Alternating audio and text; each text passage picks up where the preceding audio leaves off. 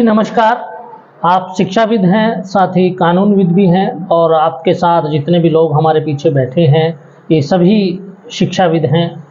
और आज हम आपसे चर्चा करने आए हैं कि 2 दिन पहले कनीना के उन्हानी गांव में एक दुर्घटना हुई है जिसमें स्कूल के बच्चे शामिल थे।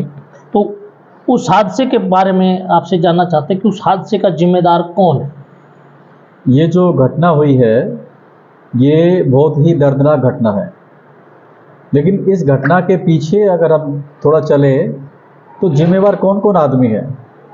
अभी जो मीडिया बार बार बातें उठा रहा है कि दर्दनाक घटना हुई है, सबसे पहले हमें ये समझना पड़ेगा कि पूरी घटना क्यों हुई।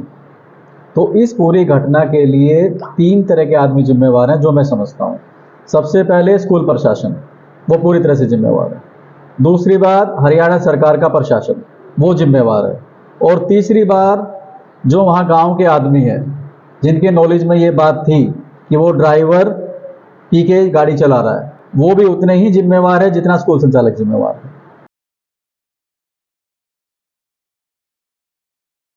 कि इस पूरे हादसे में जितने भी बच्चे हमारे देश का भविष्य हैं वो हताहत हुए हैं, उनकी आत्मा की शांति के लिए या उन परिवार वालों के लिए आप क्या संदेश देना चाहेंगे? देखिए, जो बच्चे अभी पैदा ही हुए थे, मैं तो कहूँगा चूजे थे वो, और अपना जीवन पूरा नहीं कर पाए ह्यूमन एरर की वजह से, यानी मानवीय गलती की वजह से वो अकाल मृत्यु को प्राप्त हुए हैं। ये बड़ा दुखद बात है।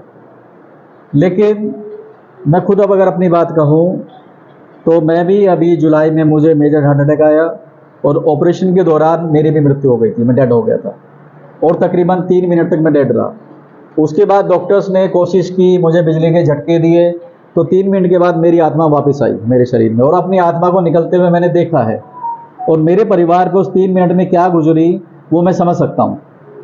तो मैं इस बात को महसूस कर सकता हूँ कि जब वो बच्चे एक्सीडेंट हुआ होगा और उनकी आत्मा बाहर निकली होगी, कोई उनकी देखभाल के लिए नहीं था, कोई वापस लाने वाला नहीं था, तो वो मैं समझ सकता हूँ क्या चीज़ें। लेकिन हमने ये भी देखा है कि इस दुनिया में पुनर्जन्म की घटनाएं भी हुई हैं, दोबारा जन्म लिया गया है। तो मैं ये दुआ करूँगा उन तमाम आत्माओं से जो ब्रह्मांड में मिल चुकी हैं उस परमात्मा से कि वो बच्चे किसी न किसी रूप में दोबारा इन परिवारों में जन्म लें, चाहे वो चाचा के घर में ले, चाहे मामा के घर में, कहीं ना कहीं जन्म ले और अपने जीवन को पूरा जिए, दोबारा जीने का मौका मिले, उनको उन परिवारों में साथ रहे। तो मैं ऐसी दुआ करता हूँ और अपने दोस्तों से भी दुआ करता हूँ कि वो ऐसी प्रार्थना करें और दुनिया में इस तरह से शांति भी आए। क्योंकि कहीं ना कहीं जब एक इस तरह से बच्चे अकाल मृत्यु को प्राप्त होते हैं तो पूरा परिवार डिस्टर्ब हो जाता है, पूरा परिवार। अब यहाँ सोचिए जितने भी परिवार हैं कितनी उम्मीदें थी अपने बच्चों से।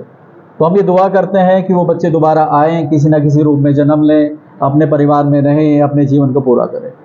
हम यही दुआ करते हैं। नमस्कार।